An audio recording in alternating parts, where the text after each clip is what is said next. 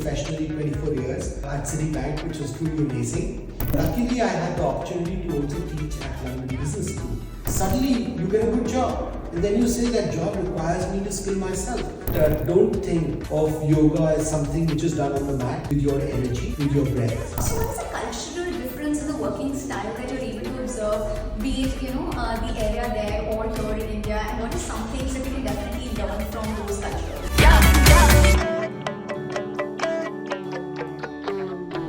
Seldom do we find people being this ebullient, coming from the finance background and having such an illustrious career. So Sir's having the total experience of 24 years, has worked with Citibank for 22 years, currently is leading Vidur Advisory Limited. I hope you've pronounced it correctly, and was here for a guest speaker session at Soil. Welcome, sir. Would really, of course, like to hear your journey from your own mouth. So please, over to you. No, thank you very much. I'm delighted to be here.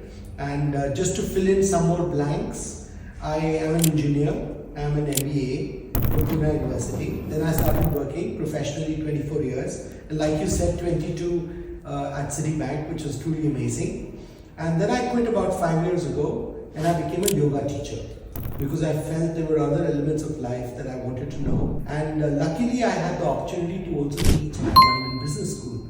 So today I teach a couple of subjects at London Business School. This is the 5th year that I'm teaching. So in whole, I'm very happy with the way things are today, with the time that I can spend on the spiritual aspects, on educating myself and students, sharing my experience, and on the side investing a little bit in the market. That's what I do, and I thoroughly enjoy it.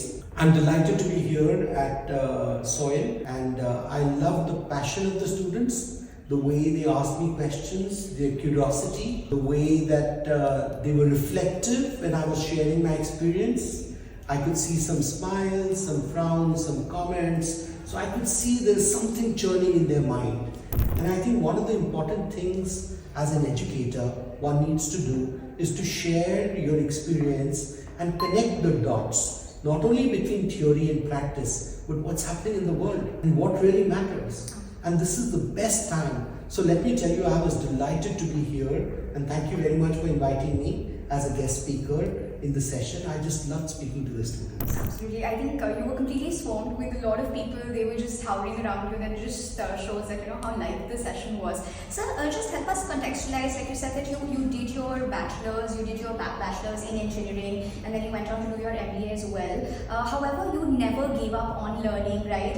Like the course that you did at University of Oxford to acquaint yourself about fintech world and how it's evolving. What would be your advice to the generation right now that it's not that okay, you've sealed your education after you've done your MBA, your learning has to be consistent and ongoing and continuous, and you're a benchmark example, you're a live example of that. Yeah, so what advice? Thank you for your kind words. I think the key message that I was giving students is that you have to continue to focus on learning, and it is possible that in the initial years the curiosity is a little less because you're focused on getting that job. I need to get that job, start earning, that's important, and that's fine. Right. But having that element within your mind, being a little curious of how things are, how things work, and then having a dream and having some goals to aspire towards, look up to a few people, learn from others. I think those things will get you on that journey, and life gives you a lot of opportunities to learn. I think good education helps you understand the framework within which you can study and within which you can focus, how you test yourself, and then it's your journey which continues all through. And many times you may land up believing that you may not get a good job, and suddenly you get a good job, and then you say that job requires me to skill myself, and then you skill yourself. So I think this is an ongoing process. Majority of the people learn. Some people learn consciously, some people just go with the flow and then see how life takes them. Absolutely, you have to take that. I think you'd be absolutely the apt person because at Citibank you were taking care of offshore banking, you were heading that rather.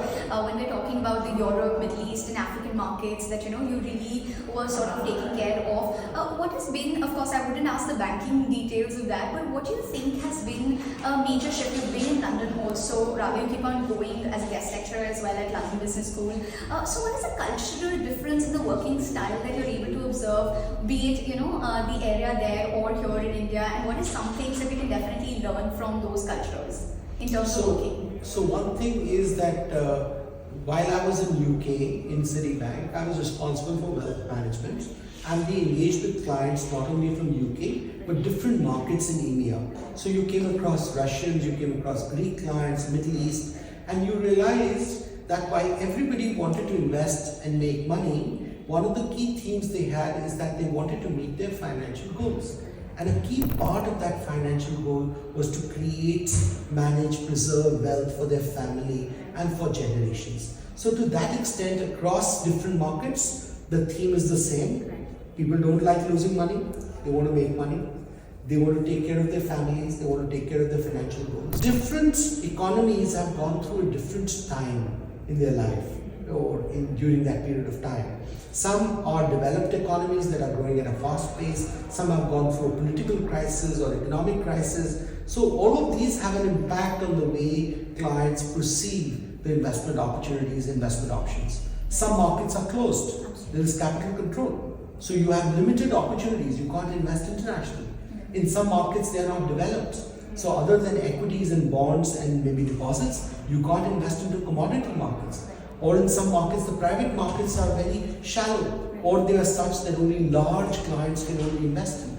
So I think there are nuances everywhere in the market. The core theme for an investor to save, make money is broadly the same. In some markets, people are more conservative, in some there aren't. But broadly, people all want to progress, they all want to prosper, they all want to do a good job of managing whatever money or growth that they have. I'm sure this is just like Arun Joshi's strange case of Billy Biswas. You had everything in 2018. You decided to just quit and come back or start your journey as a yoga teacher, making sure that that is something that is driving you. You have focused on physical, mental well-being, finding your purpose altogether. So it's very hard for a lot of us to actually think about that. So what prompted you to take that sort of a complete shift altogether? And how would you probably explain it to the Gen Z, the millennials also? Some of us, that this is the calling that you should be very mindful of, because at the end of the day your health is really typically very important, your mental well-being is typically very important. So would love to hear your opinions on that. I think it's important to lead holistic life. You want to be happy, you want to be content, you want to be peaceful, you want to be successful. Now what yoga does, it helps you manage your energy more effectively. It helps you channelize so that you're healthy, your immunity is better, you're able to focus and manage the ups and downs that happen in life. So I think bringing those elements in yoga in your life, that practice, will help you just become a little more efficient, a little bit better, let me put it this way, right? And it will help you manage through the ups and downs more effectively. So I would say that don't think of yoga as something which is done on the mat. Think about yoga as the connection of yourself with your energy, with your breath. Now you would have noticed there are times when you're happy, you're so, when you're sad, you're down. So most times it's the breath that has an impact on your body when you are in a stressful situation. Learning how to manage that breath and calming yourself and managing your energy is the path of yoga. And that's the reason everybody needs it. It'll help you become more effective, it'll help you become more efficient, it'll give you happiness, peace, content. And it's not something that's going to take you away from whatever sport or anything else that you do in life.